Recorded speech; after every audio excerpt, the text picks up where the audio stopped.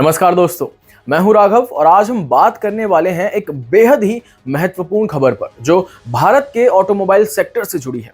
हाल ही में खबर आई है कि भारत के शोरूम्स में 7.8 लाख से भी ज्यादा नई गाड़ियों का स्टॉक पड़ा हुआ है जिन्हें कोई भी खरीद नहीं रहा है। इन गाड़ियों की कीमत करीब 77,800 करोड़ है।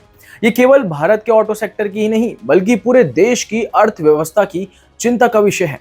आज हम समझेंगे कि ऐसा क्यों हो रहा है, इसके पीछे के कारण और इसका हमारी अर्थव्यवस्था पर क्या असर पड़ सकता है। आइए बिना देरी किए वीडियो को शुरू करते हैं। सबसे पहले बात करते हैं क्षेत्रीय कारणों की। पहला, मॉनसून का असर। इस साल देश के कई हिस्सों में भारी बारिश और बाढ़ ने खरीदारों की संख्या घटा दी है। खासतौर पर ग्रामीण इलाकों में लोग बाढ़ और खराब मौसम के चलते बड़ी खरीदारी टाल देते हैं। अगस्त 2024 में भारत में 16% ज्यादा बारिश हुई थी जिसका सीधा असर गाड़ियों की बिक्री पर पड़ा था। दूसरा, शुभ अशुभ समय का प्रभाव। भारत में लोग खास मौकों पर ही गाड़ी खरीदना पसंद करते हैं। अभी चल रहे श्राद्ध के समय लोग गाड़ी खरीदना अशुभ मानते हैं जिससे बिक्री और गिर गई है। हालांकि आने वाले त्योहारों जैसे नवरात्रि हो या फिर दिवाली हो तो उम्मीद की जा सकती है कि इन चीजों में सुधार देखी जा सकती है। अब बात करते हैं राष्ट्रीय कारणों की। पहला, कमजोर आर्थिक स्थिति। बढ़ती महंगाई और ब्याज दरें गाड़ी खरीदने वाले लोगों पर भारी पड़ रही हैं। लोगों के पास खर्च करने के लिए पैसा तो है लेकिन ये इस समय बड़ी खरीदारी करने से कतरा रहे हैं। दूसरा, ओवर प्रोडक्शन। कार कंपनियां डिमांड कम होने के बावजूद ज्यादा गाड़ियां बना रही हैं। इससे शोरूम्स में गाड़ियों का स्टॉक जमा हो गया है और अब हम इसे निकालने के लिए डिस्काउंट की जरूरत है। उदाहरण के लिए मारुति सुजुकी ने कहा कि वे अपनी प्रोडक्शन लाइन में कटौती कर रहे हैं ताकि स्टॉक को काबू में रखा जा सके। तीसरा, उपभोक्ताओं की बदलती पसंद।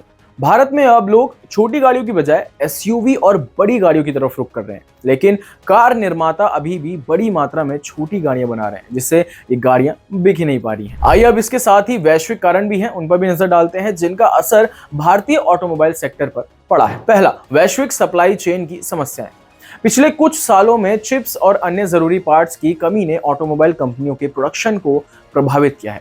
अब जब प्रोडक्शन नॉर्मल हो रहा है तो गाड़ियों का स्टॉक बढ़ गया है क्योंकि बिक्री उतनी तेजी से नहीं हो रही है। दूसरा, इलेक्ट्रिक वाहनों की बढ़ती मांग। वैश्विक स्तर पर इलेक्ट्रिक वाहन यानी कि ईवीज की मांग बढ़ रही है और परंपरागत ईंधन से चलने वाली गाड़ियों की डिमांड घट रही है। भारत में ईवी का बाजार अभी उतना बड़ा नहीं हुआ है लेकिन ये बदलाव धीरे धीरे भारतीय बाजार पर भी असर डाल रहा है। अब बात करते हैं इस संकट के भारत की अर्थव्यवस्था पर क्या असर पड़ रहा है। पहला, कमजोर उपभोक्ता आत्मविश्वास।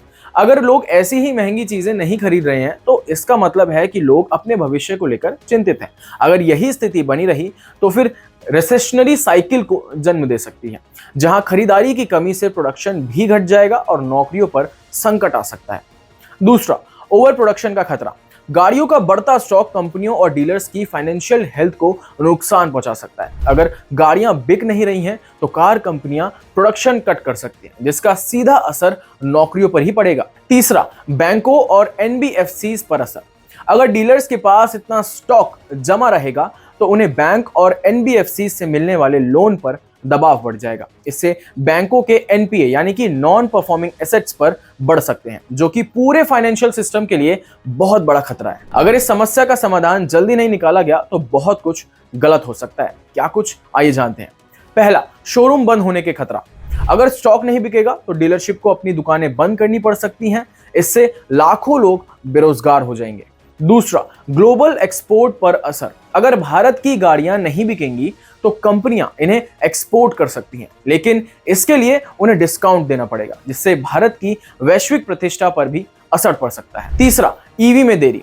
गाड़ियों का स्टॉक साफ होने में समय लगेगा जिससे कंपनियां इलेक्ट्रिक वाहनों पर ध्यान ही नहीं दे पाएंगी। इससे भारत का ईवी मार्केट पीछे रह सकता है। अब सवाल यह है कि हम इस सिचुएशन से कैसे बाहर आ सकते हैं। पहला, प्रोडक्शन की कटौती। कंपनियों को अपने प्रोडक्शन को कस्टमर डिमांड के हिसाब से कम करना होगा ताकि स्टॉक कम हो सके। दूसरा, डीलरशिप को वित्तीय सहायता। सरकार और बैंकों को डीलरशिप को वित्तीय मदद देनी होगी ताकि वो इस स्थिति से बाहर निकल सके।